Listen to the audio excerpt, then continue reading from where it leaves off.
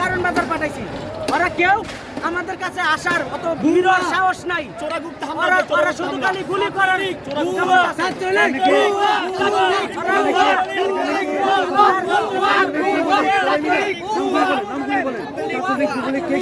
ছাত্রলীগ যুবলীগ ওরা সবাই আছে, ওরা সবাই আসলেও আমাদের সাথে ওরা পারবে না, কারণ আমাদের লোকে সাধারণ জনতা আছে, রিস্কওয়ালা পর্যন্ত দৈরা সাধারণ জনতা পর্যন্ত আমাদের লোক আছে।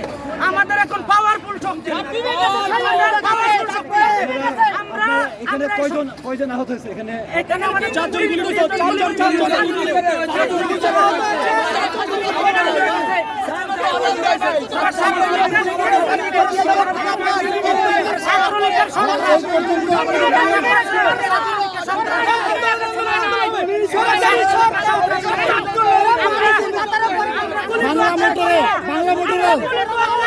বাংলা মোটরে এই পর্যন্ত কোন নিহতের সংখ্যা পেয়েছেন আপনাদের?